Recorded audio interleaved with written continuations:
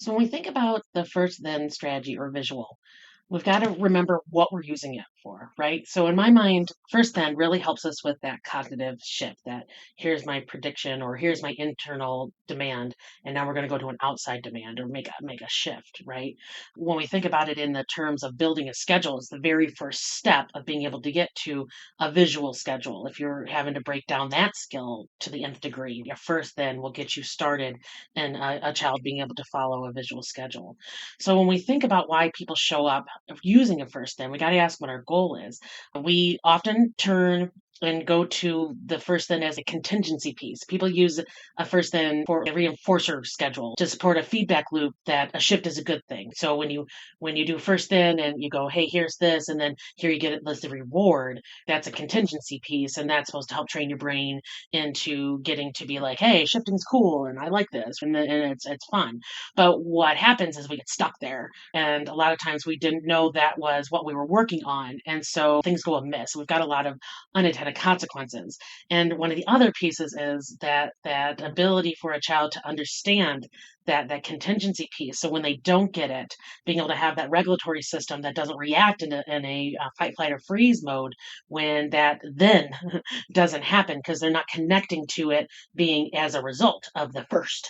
So that can go and shift us into things that are not as helpful as we were hoping for with using this strategy.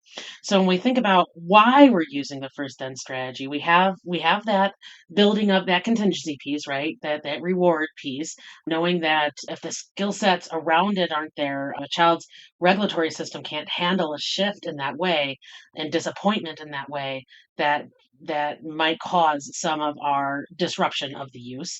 The other reason why we might be using that first then is starting to build, and this is what I like to use it for, is building that cognitive shift and that understanding of the continuation. So it's not just first then, we're eventually going to get to first then next. And we keep going. We have a visual schedule and we have all these different options to be able to help that brain keep making shifts, outside demand, inside demand, back and forth, things like that.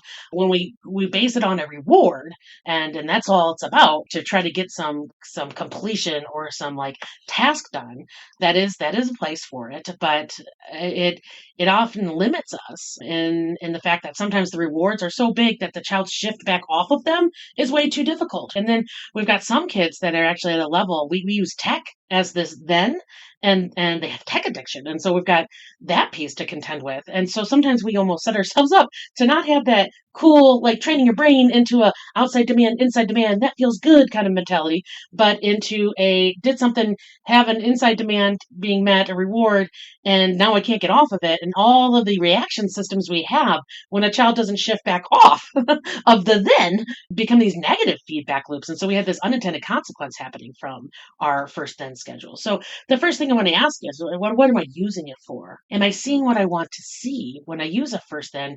And what could be the reason why it's not helping a child build that cognitive shift, right? Because outside demand and inside demand, that back and forth, oh my gosh, is a thing we flow through all the time as humans. And so we've got to make sure that that's the actual thing we're hitting here, not am I getting something done for me? Because although it's a beautiful thing, it is a beautiful thing when kids show up and meet expectations and fill our need and get things done. But in the end, the true reason why we do these things is to help a child build a skill. So we've got to keep our focus on, is a child building a skill here, or am I just getting what I want out of that kid? If you're like, I just want what I want out of that kid, then, and you're having some pretty negative feedback loops with your first then, maybe not so good of a match of a strategy. And we've got to look at what do we really want here. So we've got that really basic training of, hey, shifting's good. We can do this inside demand or outside demand to inside demand, and it feels good. And I've got connected with people. We just have to make sure that we're doing it for the right reasons, and we have some evidence that kids can shift back off. And I love it when the then is actually still socially participating with somebody else. So we're never truly disconnecting. So because once we're totally disconnected, it's hard to get connected again for some of our kids.